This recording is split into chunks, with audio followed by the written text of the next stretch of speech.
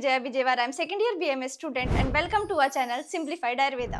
आज से हम क्रिया शरीर पेपर 2 स्टार्ट करने वाले, जिसका फर्स्ट चैप्टर है इंट्रोडक्शन ऑफ धातु। आप सभी को अभी तक ये तो पता चल ही गया होगा कि धातु 7 टाइप्स के होते हैं और मॉडर्न में धातु को हम टिश्यू से रिलेट कर सकते हैं। But what exactly the term धातु मीन्स, यही कुछ बेसिक चीजें हम इस चैप्टर में समझेंगे। आगे आने वाले चैप्टर्स का ये बेस है और इफ बेस स्ट्रॉन्ग होगा तो आगे आने वाले चैप्टर समझने में आसानी होगी। This chapter is covered into 2 topics which our topic 1 etymology, derivation, definition and general introduction of term dhatu. Topic 2 different theories related to धातु पोषण, that is धातु पोषण न्याय। तो चलो स्टार्ट करते हैं फर्स्ट टॉपिक जो है etymology, derivation, definition and general introduction to term धातु। सबसे पहले हम देखेंगे धातु शब्द की etymology, that is व्युत्पत्ति, मीन्स ग्रामेटिकली धातु शब्द कैसे बना। धा धातु स्तु प्रत्यय मीन्स ध धातु को स्तु प्रत्यय लगाने से धातु शब्द निर्माण होता है। अब हम देखेंगे derivation, that is nirukti of term dhatu. निरुक्ति का श्लोक है धारणात् धातवः मीन्स ऐसे कॉन्स्टिट्यूएंट्स जो शरीर को सपोर्ट करते हैं वो है धातु। हमने एटिमोलॉजी और डेरिवेशन तो देख लिए, but what exactly the term धातु मीन्स, तो चलो देखते हैं धातु की व्याख्या। शरीर धारणात् धातवः धातु शब्देन धारणम पोषणम इह विविक्षितम मीन्स ऐसे कॉन्स्टिट्यूएंट्स जो बॉडी को धारण मीन्स सपोर्ट और पोषण मीन्स नरिशमेंट प्रोवाइड करते हैं, उन्हें धातु कहते हैं। इसे हम और एक तरह से समझ सकते हैं, दधाति धत्ते वा शरीर प्राणानिति धातुः मीन्स ऐसे कॉन्स्टिट्यूएंट्स जो लाइफ को सपोर्ट करते हैं वो है धातु। इन डेफिनेशन से हम ये कंक्लूजन निकाल सकते हैं कि बॉडी की ग्रोथ, नरिशमेंट और स्टेबिलिटी के लिए मेन धातु ही रिस्पॉन्सिबल होते हैं। अब हम देखेंगे 7 टाइप्स ऑफ धातु व्हिच आर रस, रक्त, मांस, मेद, अस्थि, मज्जा, शुक्र।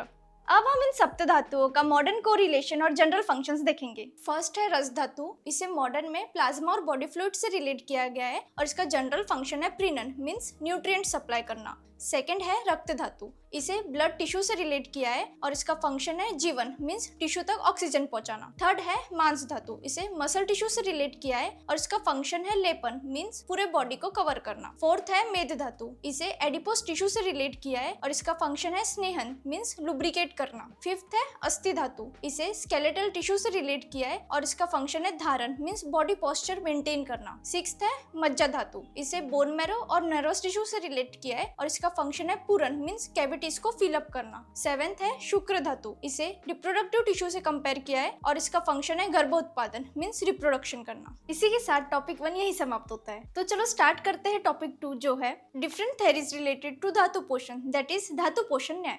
प्रोसेस ऑफ सिंथेसिस ऑफ धातु फ्रॉम द इसेंस ऑफ आहार इज नोन एज धातु पोषण।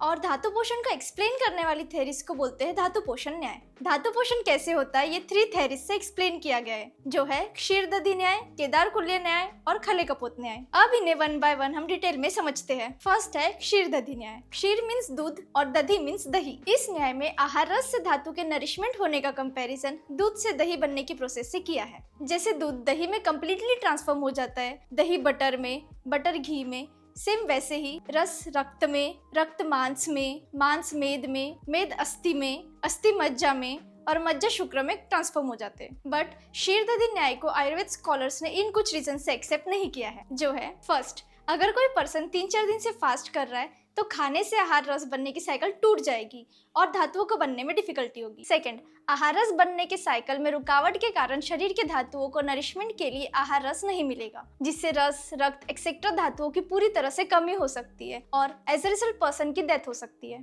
थर्ड, जो पर्सन 1 मंथ तक फास्टिंग करता है उसके शरीर में सिर्फ शुक्र धातु बच जाएगा और एज अ रिजल्ट उस पर्सन की मौत हो जाएगी। फोर्थ, ऐसे कहा गया है कि दूध से शुक्र का नरिशमेंट होता है, पर क्षीरदधि न्याय doesn't explain the immediate nourishment of शुक्र। सेकंड है केदारकुल्य न्याय। केदार मीन्स होता है फार्म और कुल्य मीन्स होता है वेल या वाटर कैनल। जैसे कोई भी धान्य उगाने के लिए फार्म को छोटे पीसेस में डिवाइड किया जाता है और कैनल्स के थ्रू वाटर पहुंचाया जाता है, और ये जो कैनल्स होते हैं ये किसी वेल या वाटर पंप से कनेक्टेड होते हैं। अकॉर्डिंग टू केदारकुल्य न्याय, फार्म को ह्यूमन बॉडी से, वाटर कैनल्स को ब्लड वेसल से और कुएं को हार्ट से कंपेयर किया है। इन शॉर्ट हम इसे ऐसे समराइज कर सकते हैं कि आहार रस हार्ट से पंप होते हुए ब्लड वेसल्स में सर्कुलेट होते हुए धातुओं तक पहुंचता है और धातु वहां से अपने अपने न्यूट्रिएंट्स ले लेते हैं। केदारकुल्य न्याय के कुछ फीचर्स बताए हैं, जो है धातु सीरियली न्यूट्रिशन लेंगे। फॉर एग्जाम्पल, पहले रस धातु लेगा, फिर रक्त धातु लेगा, फिर मांस धातु लेगा and so on. Second, according to this न्याय आहार रस में सारे सब धातुओं के न्यूट्रिएंट्स प्रेजेंट होते हैं। हर धातु अपना अपना न्यूट्रिएंट लेता है। फॉर एग्जाम्पल, रक्त धातु सिर्फ अपने न्यूट्रिएंट्स एक्सेप्ट करेगा, बाकियों के नहीं।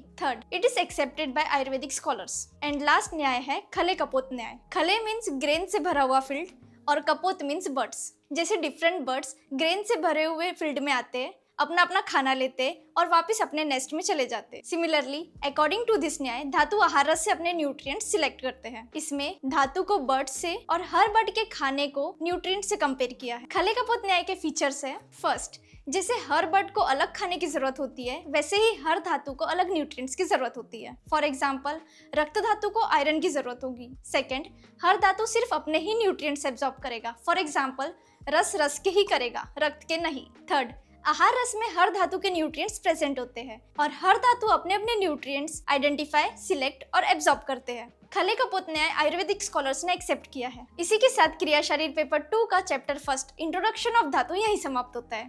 Thank you for watching this video. Stay healthy and keep simplifying.